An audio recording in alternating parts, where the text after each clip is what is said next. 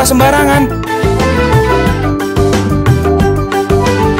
Udah tahu sampah biang masalah, buang sampah pada tempatnya lah. Iya ya, kalau bukan kita siapa lagi? Ayo kita buat Jakarta jadi bersih.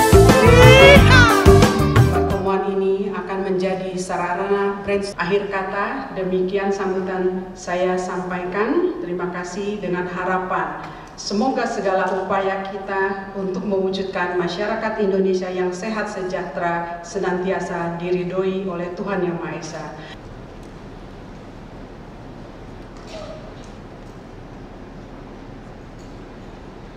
Bapak Ibu, ya, Basuki Cahaya Purnama, kami silakan.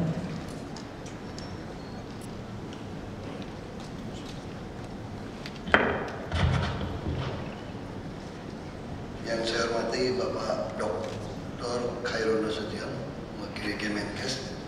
Yang saya hormati Direktur Pelayanan Badan Sosial Bapak Dr. Fajri Adinur.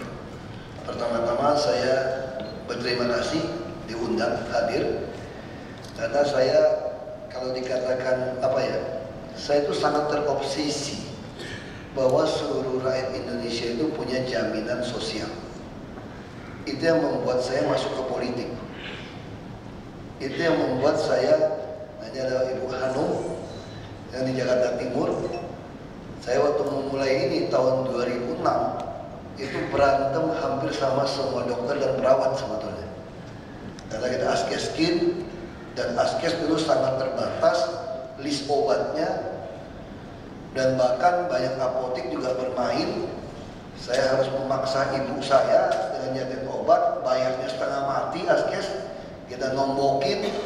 Zaman itu askes juga masih cari untung. Nah, saya juga mesti sedikit cekcok dengan sepupu saya. Saya tahu ini tidak mudah. Ini tidak mudah, tapi harus kita jalanin supaya bangsa ini ada kekuatan. 2025 kita akan masuk ke bonus demografi. 2024 puncaknya. Kalau bangsa kita nggak sehat, kalau kita tahu orang-orang tua selalu bilang begini, nggak ada harta nggak apa-apa deh, nggak kaya tidak apa-apa, yang penting sehat. Tapi yang terjadi hari ini, rakyat dirampok ketika sakit karena tidak ada sistem asuransi. Jadi pengusaha kecil menengah kita yang kita dukung setengah mati melahirkan pengusaha kecil menengah itu bangkrut gara-gara keluarganya sakit. Misalnya contoh yang sederhana, itu saya jadi bupati, banyak nelayan yang pintar sebetulnya, ada uang lebih dia mulai buka warung. Jadi dia lama-lama jadi supplier nelayan untuk sembako. Ini cerdas sebetulnya. Sehingga dia bisa punya lah 3-4 motor di rumah karena penghasilan lumayan. Karena orang kondisinya titip barang kan, titip, dia lumayan. Jadi satu hari saya lihat kenapa bangkrut. Saya pikir waktu ini jangan penyakit lagi nih, kawin lagi atau gimana gitu, bisa gitu kan. Ternyata enggak, ternyata dia punya adik kecelakaan motor, harus pasang pin, dioperasi segala macam, kira-kira habis 27-28 juta. Dan itu langsung seluruh isi toko kelontongnya dia tidak bayar lagi supplier, langsung mulut ke mulut, stop, tutup. Nah, saya selalu berpikir kalau saya membantu pribadi nggak sanggup. Sama ketika saya jadi pejabat, saya nggak suka jadi pejabat, jujur aja. Ini bukan habitat saya. Tapi saya nggak bisa bantu orang miskin yang terus datang minta berobat. Kalau masuk ICU kita bantu dia 1 juta, 2 juta tidak cukup. Makanya bapak saya mengatakan kita cocoknya jadi pejabat, bukan jadi ini gitu. Sebentar ya. Jadi saya katakan, bapak saya bilang nggak mungkin kalau kamu 1 miliar bagi ke orang 500.000 saja hanya 2.000 orang. Kita cocoknya jadi pejabat. Nah, waktu saya mau putus jadi pejabat, dengan cara apa? Ya asuransi. Untuk supaya tanggung ini adalah sifat bangsa kita, gotong royong. Uang orang yang sehat, nolong yang sakit, saya kira semua tahu. Tapi persoalannya ada nggak? Pasti. BPJS punya masalah, banyak sekali yang tidak ditanggung segala macam, nah kita harus memulai sekarang. Makanya kita mau libatkan semua dokter. Saya juga tidak tahu clinical pathway-nya dokter ini rahasia perusahaan. Karena kita harus mengakui rumah sakit swasta banyak dibangun. Cita-citanya itu bukan menolong orang sakit sebetulnya, mencari keuntungan, menampung dokter-dokter yang pulang dari luar negeri, tidak ada bisnis. Saya tahu teman-teman saya banyak yang buka rumah sakit. Ini masalah kita di situ sekarang. Beda dengan dulu. Coba lihat misalnya USADA. Dulu menteri-menteri dari Singapura, Malaysia itu berobat ke USADA. Yang Xindia biasanya, yang Xindian bahasa kayak itu top banget. Tapi lama-lama pengurus yayasan ini tertarik buka rumah sakit. Misal lahirnya rumah sakit Pluit, Gading Pluit, itu tuh dari pengurus tadi di yayasan ini. Nah tentu caranya ya tentu berbeda dong sekarang kalau kita berbicara secara bisnis ya. Nah kita ngerti ini uang nggak cukup, makanya saya paksa BPJS. Saya bawel sekali tuh, saya bisa WhatsApp, saya bisa BlackBerry, telepon, saya ngotot.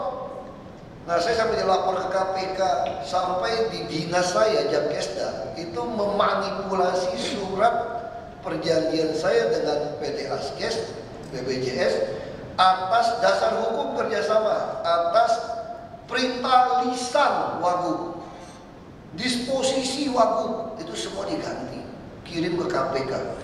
Tentu semua banyak teman kasih tahu saya. Ini kurang ajarnya luar biasa. Orang nggak rela. Dulu pegang triliunan di Jakarta dengan oknum DPRD, oknum pejabat, siapa minta tolong kasih SKTM, bayar berapa persen, dia yang menentukan. Rumah sakit mau nagih berapa, cepat atau lambat, mereka menentukan. Tiba-tiba saya tidak bisa. Kita harus mendukung BPJS Kesehatan. Kita harus uji coba, karena saya tahu tidak mudah. Saya di Askes sudah ganti tarifnya kacau. Waktu itu swasta juga gak mau dukung. Padahal kita bicara cash mix, kalau tidak punya kasus demi kasus, bagaimana kita bisa dapatkan tarif yang baik? Apalagi menggunakan RSUD sebagai dasar. RSUD disubsidi, gedung gak bayar bank, swasta kan kredit, bank cicil, gak bagi hasil, gaji dokter, perawat kita bayar semua, bangun gedung, obat semua kita. Tarif itu dibandingkan swasta, ya gak bisa. Nah saya ngotot gak bisa, saya paksakan harus jalan di Jakarta. Biar berantem gak apa-apa. 2014 ini kami bilang, 2013 kita mulai waktu itu, harus paksa. Supaya 2014 ketika BPJS Kesehatan beroperasi, ini belum wajib kan, DKI leburkan supaya jelas. Kalau DKI udah mulai ya harus ikut. Nah, kenapa? Jumlahnya harus banyak. Nah kita bicara jumlah sekarang, saya sakit hati jujur saja sama kelakuan rumah sakit swasta. Kenapa? Ketika orang masuk ICU tabrakan, saya di SMS dari seorang ibu-ibu. Ya SMS begitu ribu masuk, saya terimanya udah agak tengah malam, saya baru kebaca. Suaminya pulang kerja, tabrakan. Dan dia dibawa ke RSCM, langsung terdekat, 3 hari didiamkan. Kenapa? Karena RSCM ICU-nya penuh.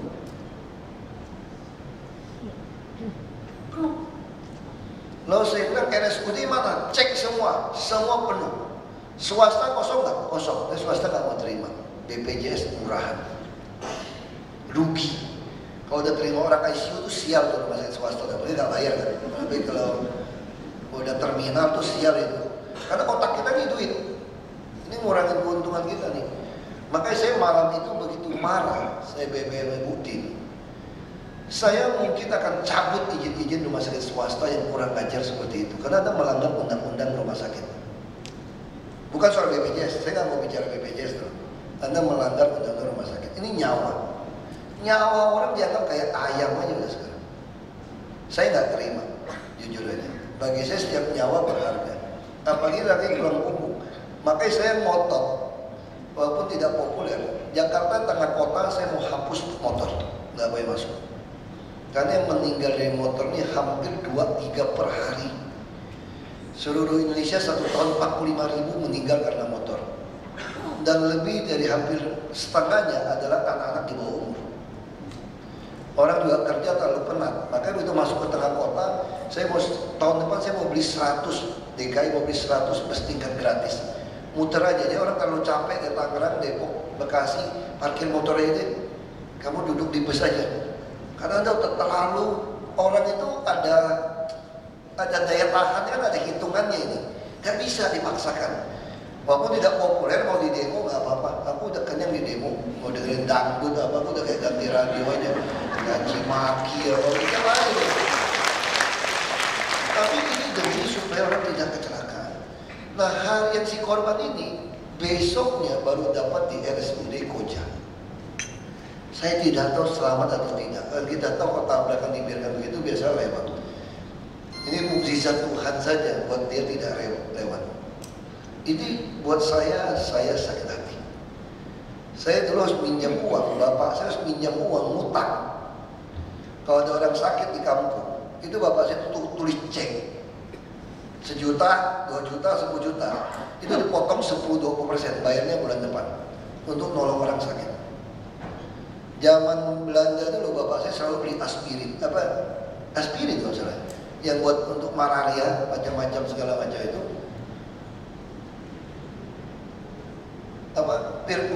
Perkina, aspirin apa macam-macam itu ke kampung bagi obat. Makanya saya sangat sakit hati kalau rumah sakit hanya pikirkan untung.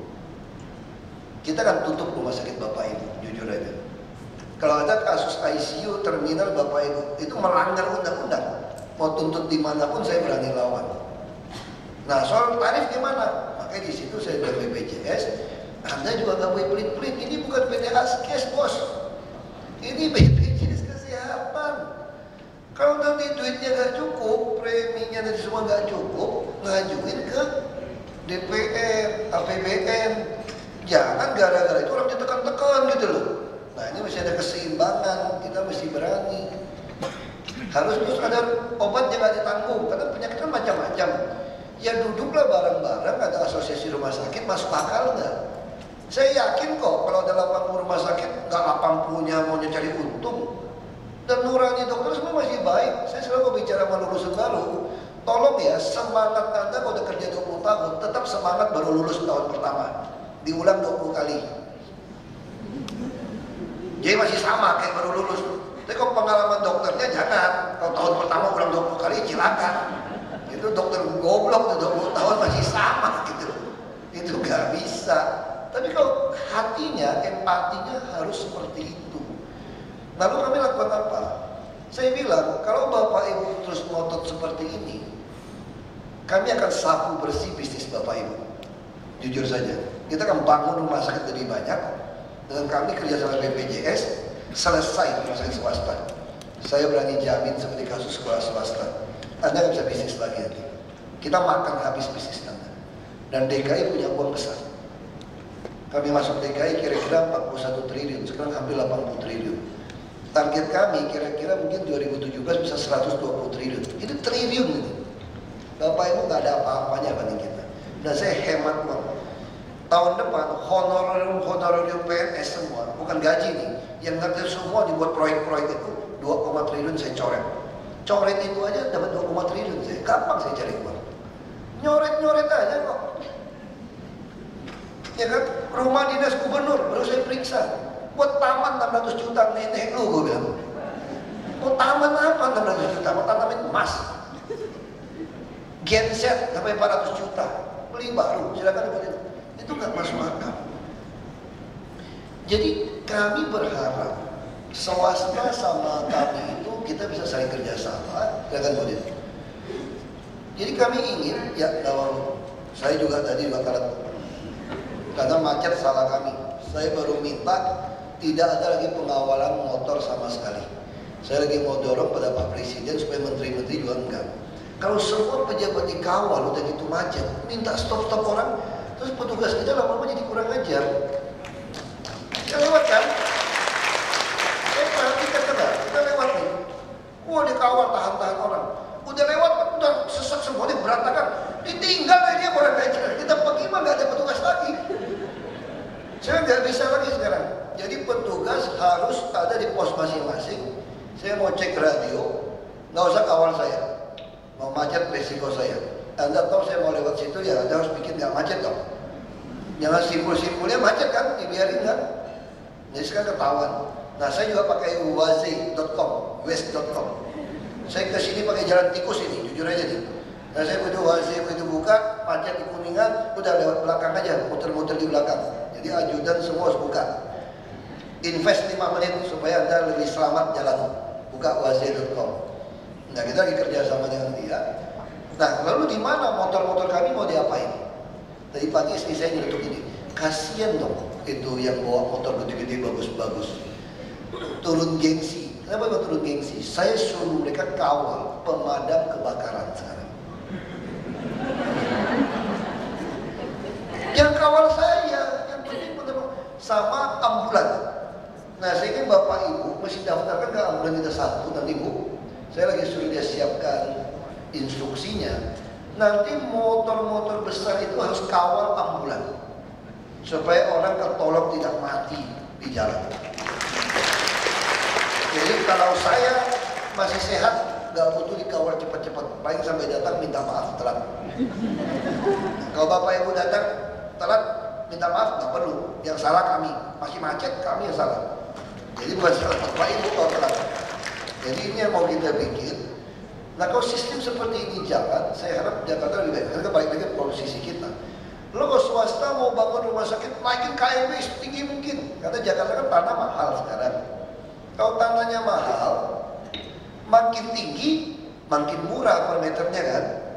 Jadi Bapak Ibu boleh bikin setinggi mungkin bikin rumah sakit, kita kasih izin. Bikin aja ini, KMW. Lalu kalau mau nyambungin dengan light rail kita, kereta api, nanti kalau kita lewat, saya mesti bangunin stasiun semua, kita kasih tambahan KDP. Karena nyambung ke lorong ke kereta. Jadi kita rencana mudah-mudahan tahun depan bisa kita mulai desain. Kita mau bangun light rail transit seperti di Chicago. Kalau Bapak Ibu nggak pernah ke Chicago, nonton film Hollywood, kalau ada penjahat mau berantem, mau tukar-tukar narkoba atau morfin apa, itu di bawah kolong jembatan kayak besi-besi itu Chicago itu. Itu semua tuh kereta api lewat layang. Layang di jalan, di taman. Nah, itu yang kita mau bangun. Jadi soal tarif, tadi saya senang besok lebih ke praktek. Nah, jadi harus jelas. Kita juga ingin nanti online kan semua sistem posisi rujukan.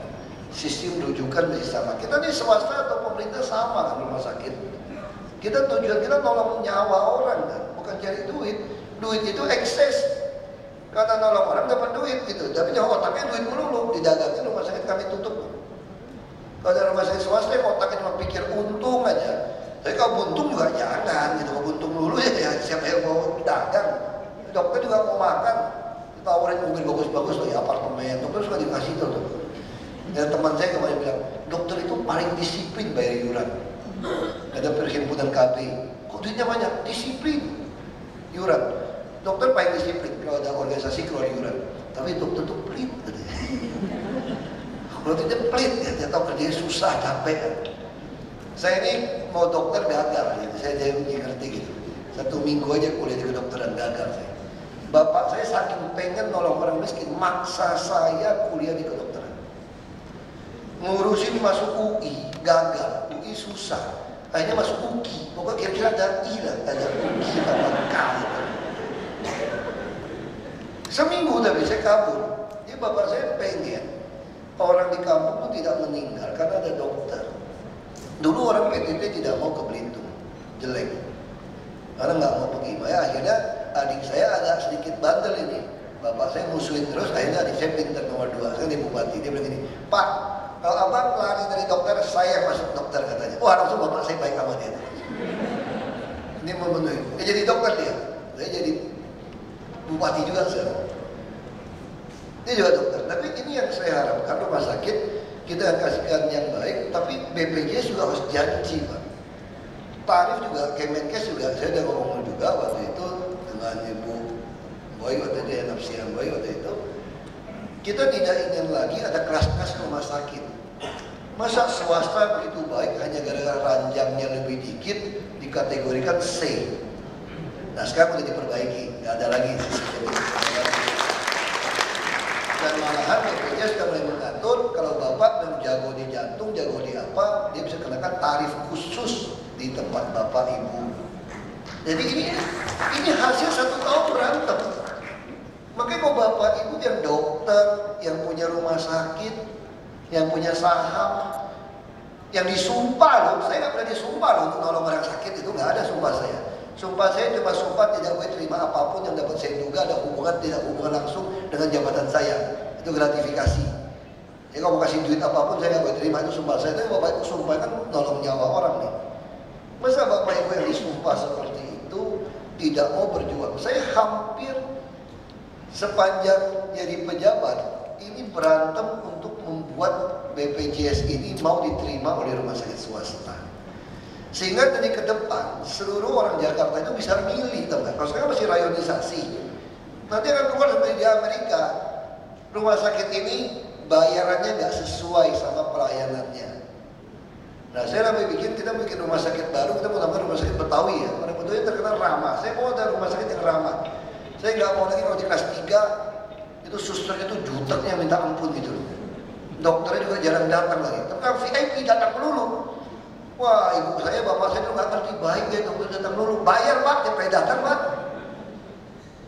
Visit dulu mah bayar melulu. Terus dokter nggak mau kerja sama, dikasih obatnya banyak lagi. Komplikasi lewat, nggak makan obat nggak lewat malah. Itu yang membuat orang lari ke Singapura, ke Penang, Malaysia. Karena kita juga nggak mau koordinasi obat. Kita belak-belakan nih, saya ikutin. Saya 13 tahun kerja sosial. 3 tahun terakhir setiap malam minggu nongkrong di rumah sakit.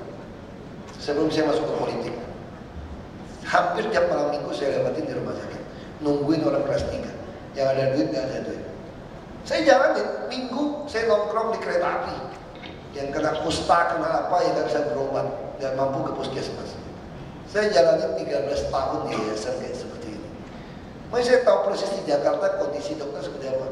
Urunan duit, bayar orang keluar, udah pernah ngalamin juga di rumah sakit. Sama teman-teman, kurangin makan malam gitu udah. Urunan. Makanya saya pikir kok nggak ada asuransi, nggak jalan. Jadi BPJS Kesehatan saya katakan inasi biji sudah bagus, cash mix, tidak ada lagi mimpi fee for service. Tahun pertama masih ribut, tapi sekarang orang sudah terima. Jadi itu satu langkah lebih maju. Nah, sekarang satu langkah lebih maju lagi soal tarif. Ada yang tidak ditanggung kita, harus. Saya juga berbicara soal orang kena kanker. Ada bantuan obat dari Novartis. Itu ngantri di rumah sakit vertikal. Ini Darmais mananya? Ada Darmais pasti. Ngantri seharian, ibunya nggak berani ke toilet, tunggu kursi. Besok ngantri dokter lagi. Ini nggak bisa tidak biarkan seperti ini. Rumah sakit swasta suka bikin baksos pura-pura kalau gitu saya bilang. Kalau keluar kota, keluar mau jalan-jalan saya bilang. Di Jakarta banyak sekali orang yang kepepet nyawanya, itu nggak ditolong. Kami juga berusaha, rumah sakit Cengkareng, RSUD kami, sudah ada 60 tempat buat apa?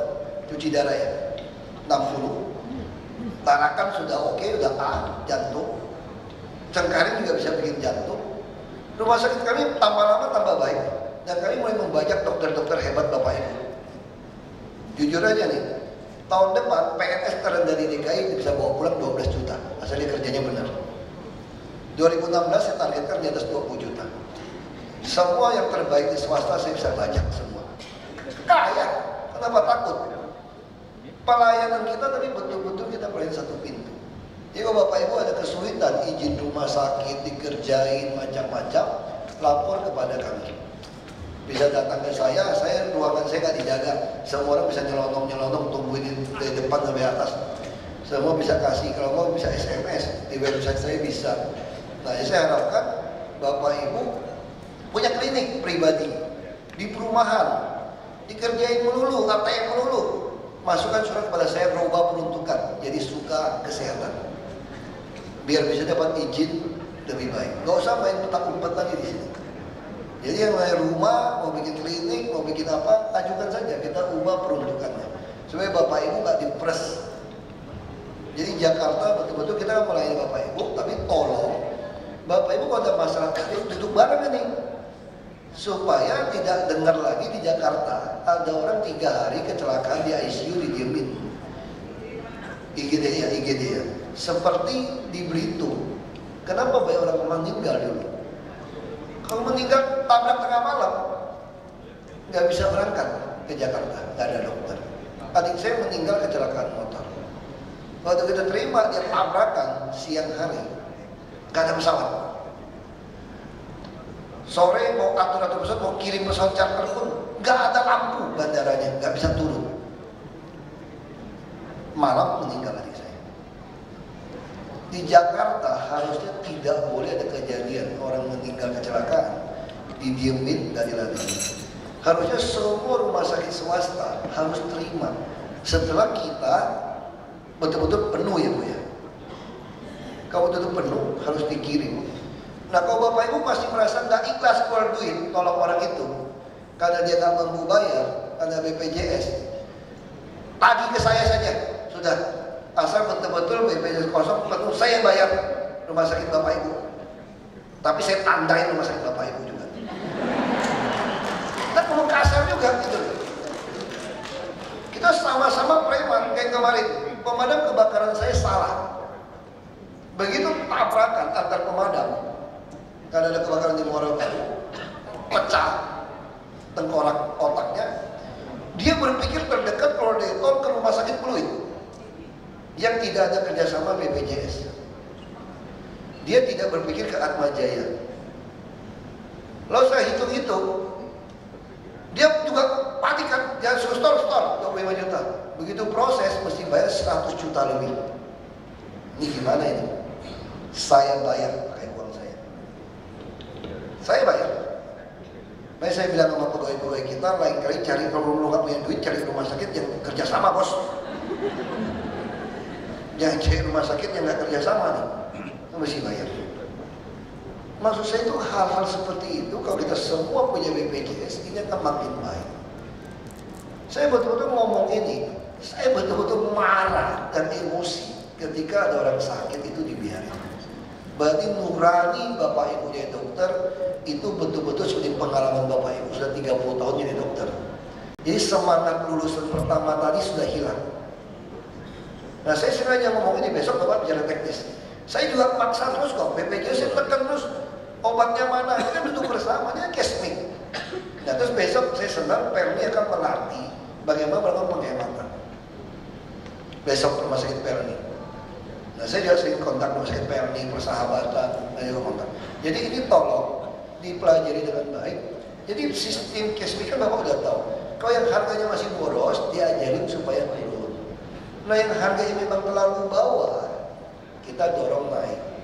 Nah yang penting orang BPJS jangan berpikir untung rugi. Ini urusan negara. Jangan juga kalau pelit password supaya orang gampang masukin, rujukan. Ini semua sistem harus dilayani dengan baik. Dan saya sangat yakin model utama kita menghadapi bonus demografi atau apapun adalah badan yang sehat. Orang tanya sama saya, gimana kamu hadapi tekanan-tekanan seperti ini? Anda masih oke saja sehat. Ya jaga fisik sehat. Olahraga, nggak ada pilihan. Nggak ada pilihan yang lebih baik daripada obat atau suplemen selain olahraga. Anda harus paksa olahraga supaya Anda bisa hadapin tekanan. Nah dokter-dokter juga saya pikir mesti olahraga. Sebagian udah terlalu nggak olahraga nih, cuma mau nasihatin pasien pinter. Si olahraga, makan sehat, dia sendiri kagak sebetulnya.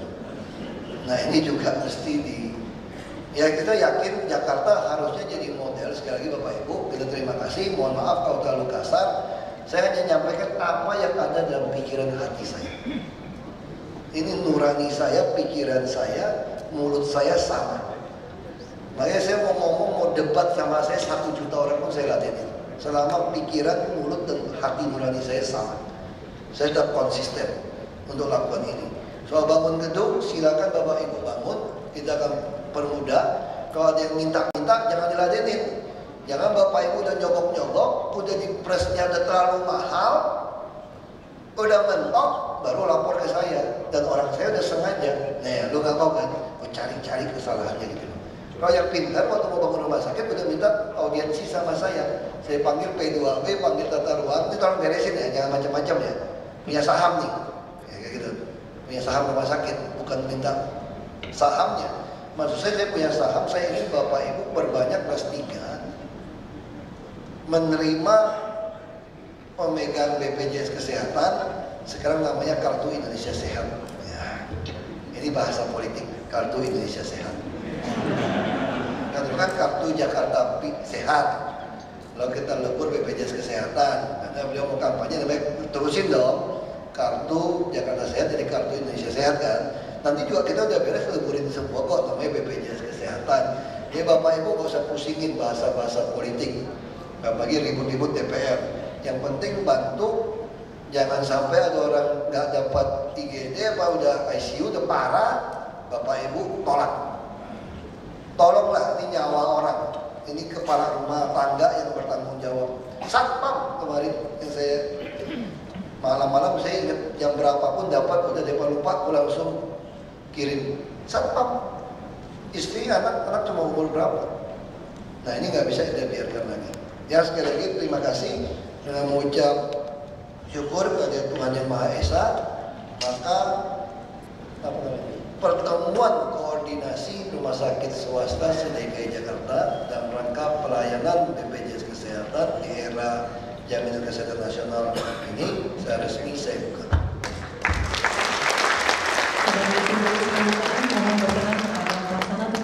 DKI Jakarta untuk melakukan pengumpulan gong didampingi oleh Direktur Pelayanan BPJS Kesehatan dan Direktur BUK.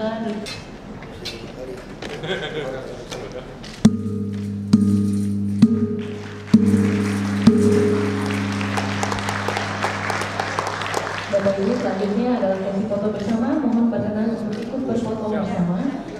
Bapak untuk biaya paduan itu nanti dari mana? APBD bisa. Kita banyak sekali uang bimbingan teknis, pembinaan LSM macam-macam. Itu tiap satu kegiatan itu puluhan juta sampai ratusan juta loh. Bimbingan teknis juga begitu, pelatihan gitu. Padahal pelatihan di unit-unit SKPD dilakukan saja di Diklat. Ya kan? Ngapain sih pelatihan ini, pelatihan itu kan nggak efisien. Itu juga yang datang berapa orang, nggak ada sertifikat, nggak ada apa masalah. Nah jadi kita penghematan banyak, terus honorarium kita potong. Jadi nggak bisa lagi tiap proyek dibuat ada honor sampai 2 triliun lebih setahun. Di luar gaji loh. Nah ini harus kita potong. Jadi kita harus bikin Jakarta. Kamu mau kerja di DKI, staff berapa duit kalau kamu kerja baik? Misalnya 12 juta sebulan. Ya kamu pikir dong, kamu mau nggak kerja 12 juta? Kalau kamu nggak pengen 12 juta, kamu bisa kerja tempat lain. Nah misalnya tuh eselon 3 berapa? 30 juta, 40 juta, eselon 2 berapa? Mau 60, 75 juta, tentukan. Tapi kamu kerja, ya segini. Jangan nanti motong pohon, ada kegiatan gaji lagi. Itu dahan pohon potong, ada proyeknya, kerjain suruh kelola. Nggak bisa lagi, kita harus bikin seperti swasta. Jadi dengan cara hemat-hemat itu duitnya kita banyak, kita bisa pakai lebih banyak untuk yang berguna. Setiap tahun akan berapa? Nggak tahu, nanti tergantung aja. Saya nggak tahu, tergantung kondisi uang. Pak, soal surat FPI yang Kirim aja, kamu tanya aja sama menteri. sudah diterima Pak kemarin. Ya udah, tanya sama menteri aja. Mendagri bilang kalau FPI memang tidak punya organisasi resmi, apakah memang artinya Pak Ahok akan membubarkan FPI? Saya nggak tahu, bukan wewenang saya lagi. Itu ada di Mendagri. Nah, mereka terdaftar di Mendagri. Kalau dia nggak ada organisasi resmi, Mendagri tinggal cabut, nggak usah kirim ke pengadilan negeri, lebih mudah. Tinggal mencabut izin pendaftaran di Mendagri, lebih gampang. Justru kalau dia ada organisasi, ada struktur, ada notaris segala macam, maka Menkumham yang harus kirim ke pengadilan negeri minta dibubarkan. Tapi kalau dia cuma mendaftar, nggak ada wujud, ya dicabut aja. Maka kita bertanya, kok bisa ya organisasi nggak ada akte kok bisa mendaftar gitu loh. Nah kita nggak tahu kenapa. Ya udah tinggal Mendagri aja, kalau gitu nggak usah Menkumham lagi. Lebih gampang. Biasa-biasa aja. Itu kan mau bikin macam-macam, mau niru-niru DPR di sana kan. Nggak apa-apa, santai-santai aja. Tapi nggak merasa terancam ya Pak? Jika sudah... Kamu lihat muka saya merasa gimana? Enggak. Aku lebih sehat, lebih segar sekarang. Pak, terkait pasar tradisional, itu kebijakan untuk Pemprov Jakarta akan menggalakkan lagi pasar tradisional gimana? Kita akan bangun baik pasar tradisional karena selama ini kasus pasar, nah kita harus ketat. Pasar kita ini konyol. PKL kalau jualan martabaknya di Pecendongan nih, yang top itu, paling dia pakai 2x2 meter kan, dia bisa bayar kira-kira mungkin ya 60.000 paling murah. Oknum kelurahan 20, listrik 20, kebersihan 60.000. Jadi kalau dihitung per meter persegi, berarti kira-kira berapa? 15.000 per meter persegi per sepertiga malam. Sementara Pasar Jaya itu hanya Rp500 per meter persegi. Nah, kenapa PKL nggak mau masuk begitu murah? Kerjasamain swasta disuruh bayar 20 tahun di muka. Duit dari mana? Padahal di mall saja semeter cuma 155-200 ribu per ini ya, per bulan loh. Lebih murah mereka. Kalau kita per bulan, kalau PKL itu berapa per bulannya? 375 ribu. Nah, kenapa nggak masuk ke mall? Karena mall minta 2 tahun di muka. Nah, dengan membangun pasar tradisional seperti ini, nanti semua PKL kita kenakan bank ini. Siapapun yang mau dagang, yang penting jujur ya, jangan dijual. Dia di debit harian. Nah, kalau harian kan dia jadi murah. Dia bayar preman aja 60 ribu kok.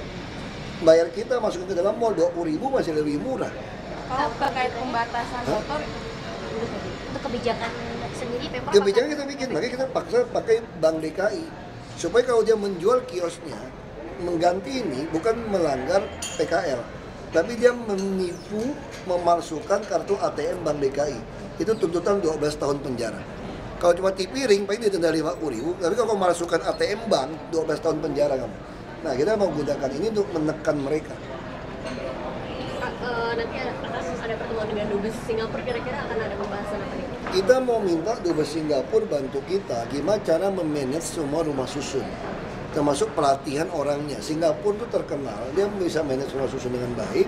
Singapura juga sama kayak kita kan, gusur yang kumuh-kumuh, dia juga menjadi inkubator, gimana ngelatih orang-orang yang tidak ini bisa bagus jadi keluar lagi. Nah, kita pengen minta Singapura bantu kita. Dia udah bantu Tianjin, dia udah pernah bantu Qatar apa gitu loh. Nah, kita pengen program yang pernah dia bantu kepada mereka bantu kita. Tapi kita nggak mau jual. Nah, sehingga orang-orang yang masuk ke rumah susun itu betul-betul kita siapkan, dia bisa kerja, punya rumah, bisa baik, dia pindah lagi. Nah, Singapura dia mau bantu, kita harus minta bantu seperti itu. Kalau tadi ada pemikiran jam 10 malam dilolosin. Nah, kita lagi kaji juga. Apa jam 10 malam dilolosin, justru kebut-kebutan tengah malam. Iya kan, jadi lebih baik 24 jam. Ini untuk menghindari orang meninggal. Nanti daerah Kuningan ini semua kita batasi, tapi siapin bus tingkat gratis tiap 10 menit. Pak, apakah ada penambahan fasilitas parkir? Parkir kita akan pasti tambah, tuh gedung-gedung bisa dipakai juga kan. Kita minta kerjasama per jam gitu. Nanti juga tercipta parkir di gang-gang, orang Jakarta mah pintar cari duit. Bapak terakhir Pak, Dengan ini anak Ya aja tuh di belakang Grand Indonesia. Jauh-jauh. terakhir Ancaman rumah sakit swasta itu secara regulasi dimungkinkan. Bisa, Ibu Dinas kita, Dinas Kesehatan yang menentukan izin-izin rumah sakit juga. Nah, kita udah bilang, kalau tarif diperbaiki, Anda masih macam-macam, kita juga akan ngancam Anda gitu loh. Masa orang tabrakan meninggal, ICU semua penuh, yang BPJS penuh, swasta menolak. Ini kan udah melanggar undang-undang, maka melanggar sumpah jabatan. Nah, itu yang saya bicara. Tapi saya lihat sih oke-oke bisa terima kok. Mukanya nggak cemberut-cemberut aja ngomongin. soal Itu kapan Pak diterapkan? Itu mesti paksa sekarang nih, besok jalan bakor, harus jalan ini. untuk waralaba, usaha waralaba itu kan bisa menghimpit pasar tradisional tuh Pak. Enggak Kedepannya juga, Pemprov akan enggak mengurangi. juga. Kamu mesti lihat survei. Ini kan kebutuhan kota besar. Kamu mesti lihat survei. Orang itu rata-rata sebulan 28 kali ke pasar tradisional. Yang ke mall kemana-mana itu sebulan 1 kali 2 kali. Nah, artinya apa? Sekarang pasar tradisional kita yang nggak beres, nggak bersih. Dikasih bersih, dijual-jualin. Yang bos beli, dijadiin gudang, turun ke jalan. Coba kalau kita tegas. Satu orang cuma boleh punya satu. Nggak boleh jadi gudang. Jadi gudang kita sita kembali. Nah, kalau kamu seorang PKL, saya kasih kios gratis. Ada yang mau beli 50 juta, kamu jual nggak? Kamu masih jual, tergoda dong. Ngapain dagang di dalam nggak ada duit? Dapat 50 juta, balik ke jalan. Nah, kita harus tegas sekarang. Kalau kamu jual, saya pidanain. Pak, soal anak kesetrum yang di salah satu pusat. Ya, kita lagi mau minta laporan, saya baru dengar. Apakah Itu kurang ajar tuh. Itu berarti gedung itu dicabut SLF-nya. Sertifikat layak fungsi, saya belum dapat laporan. Bagaimana gedung bisa biarin kabel berantakan? Ini kan konyol gedung kayak gitu. Berarti nggak layak dapat sertifikat layak fungsi dia harusnya. Ya. Nggak usah di. Saya dan Kota. Singapura kan kebetulan kan negara kota nih. Kita minta dia bantu kita gimana cara ngelola Jakarta, terutama soal rusun, soal ya termasuk pengolahan air limbah segala macam itu.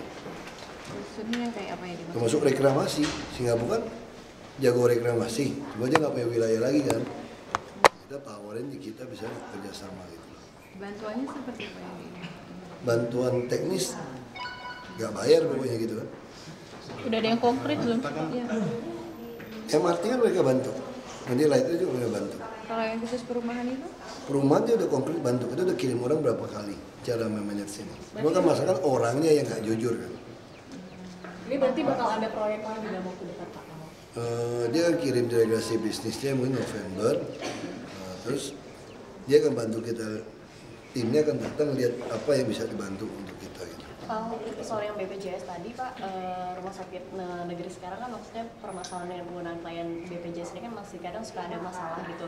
Dengan rencana yang rumah sakit swasta ini ke depan akan seperti apa? Makanya kalau yang pemerintah ada masalah bagi swasta, makanya kita lagi terus dorong, dia masing-masing mesti kumpul, ini kan rapat koordinasi nih, nanti besok tuh teknis. Dia rumah sakit yang udah berhasil menghemat biaya seperti Perni, dia akan kasih presentasi. Dia ngajarin rumah sakit lain, kamu jangan ketakutan dengan inasi bijis BPJS. Kalau kamu bisa kelola dengan baik, kamu tuh untung seperti itu. Jadi pihak rumah sakit itu ketakutan nggak akan untung dengan. Kan mereka selalu bandinginnya apel ke apel kan. Berarti kan ada sistem, cara buat laporan, coding, semua mesti dilatih. Memang ada beberapa produk yang belum masuk. Nah kalau belum masuk BPJS harus masukin. Kalau harganya memang dihitung semua di bawah, ya naikin. Tapi kalau yang ada yang terlalu boros, ya diajarin, lu terlalu boros gitu loh. Nah, sistemnya begitu. Kalau ya. yang Kartu Indonesia Sehat ini sendiri apa? Ya sama, cuma dia diperluas saja ke jangkauannya lebih luas. Hasil dengan Mendagri gimana Pak? Hasil Mendagri yang FPI gimana Pak? Nggak tahu saya. Belum ada kabar Pak? Sistem keselamatannya sangat riskan sekali Pak. Seperti drainase dan taman itu kan banyak pekerjaan. Itu kan membahayakan pengendara dan pekerja sendiri. Terus terakhir kan yang dikirim kan seperti sistem keselamatan. Maka yang di Cibubur itu ternyata itu pekerjaan Menteri PU. Makanya saya ada SMS kepada Menteri PU, mesti dibuat aturan yang jelas. Kalau kontraktor nggak kasih tanda-tanda pengamanan, langsung buat prestasi saja. Jangan sampai korban 5 orang gitu gara-gara lubang 12 meter kan gila gitu sampai. Kalau yang di wilayah kita juga banyak Kota Timur, Kota Pusat. Ya. Kan Saya udah bilang sama Pak Agus juga, kita mau bikin sistem yang sama. Kalau kamu kerja dalam kota 3 hari aja nggak kerja, bukan prestasi, disita semua kerjaannya. Ini kan soal kontrak kan. Kamu kalau niat baik, kontrak yang baik dong. Kita kerja sama bisnis. Kalau kamu tidak mau, kita coret. Nah, saya udah bilang Pak Agus, mudah-mudahan kepala dinas PU ini bisa lebih ada jelas perjanjiannya itu. Akan membuat sistem keselamatan kerja yang standar. Itu udah ada standar. Udah ada. Cuma kan si kontraktor nggak mau kerjain. Nah, waktu dia nggak kerjain, di situ tidak ada pasal yang mengatakan bahwa mereka dinyatakan bukan prestasi. Hanya ditegur-tegur, dia cuekin. Udah bagi-bagi duit kali itu. Kalau saya nggak bisa. Kalau kamu nggak bener, 3 hari tengah kota nggak kerja, sita kerjaannya. Berarti kamu bukan prestasi. Ini kayak jembatan semua dikerjain berbulan-bulan nggak selesai. Dicuekin, ya pelan-pelan aja. Jadi kamu mesti masuk ke satu pasal. Kalau dalam 3 hari turut-turut kamu tidak kerja, berarti kamu sudah bukan prestasi. Kalau sekarang dia cuek aja. Alasannya kan habis tahun, ini tengah kota.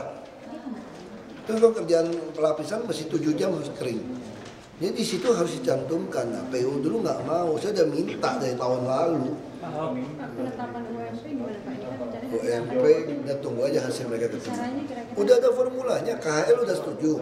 KHL udah setuju, tinggal ada formula aja. Kita tebak berapa sih pertumbuhan ekonomi, berapa sih inflasi diperkirakan, ya sudah ada rumusnya, kita masukin udah. Itu kan penetapan ini karena setelah ini apa? Secepatnya habis mereka hari ini mereka dapat.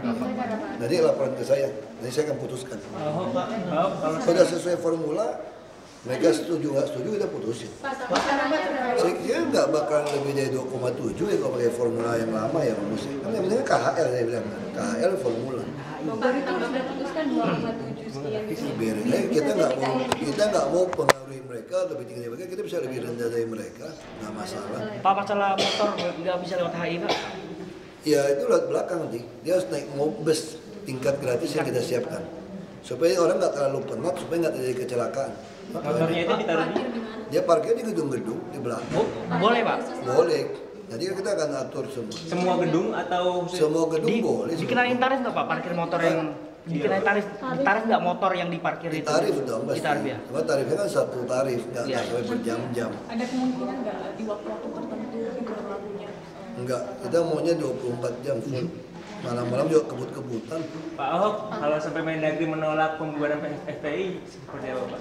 Ya itu haknya Mendagri, minimal saya sudah menyampaikan tugas saya. Ada langkah yang disiapkan Pak? Nggak bisa dibubarin karena emang nggak punya izin. Jadi Ya tinggal cabut, masa kan dia ngajukan izin kepada Mendagri. katanya bisa dibubarin tanpa jalur hukum. Iya, kalau tanpa jalur hukum, Mendagri harus mencabut izin lapornya. Sekarang jadi persoalan kenapa Mendagri dulu menerima ormas mendaftar tanpa ada akte yang hukum. Padahal untuk syarat mendaftar sebuah ormas kan, kalau itu betul ya, kalau itu betul kan jadi pertanyaan, kok bisa diterima gitu loh. Mau dibubarin dia bilang ini nggak terdaftar, terdaftar kok, nggak punya akte. Kalau punya akte masih lewat Menkumham ke Pengadilan Negeri. Kalau nggak punya akte lebih gampang, Menteri dalam negeri tinggal batalin bahwa Anda sudah tidak terdaftar di seluruh Indonesia, terlarang. Pak Ahok, gentar nggak sih Pak kalau ngadepin KMP DKI Jakarta ini Pak? Kamu lihat muka aku gentar nggak? Siap ya Pak ya? Jadi nggak takut ya Pak ya? Nah belum untuk peran lagi itu gimana Pak? Kita akan beli terus, kita akan terus dengan swasta. Ini mau tambah 59 unit dari PPD akhir Desember ini. Pak Ahok, minta tanggapan sedikit dong Pak Ahok tentang penyerangan bus Bobotoh Persib dengan dari Persija.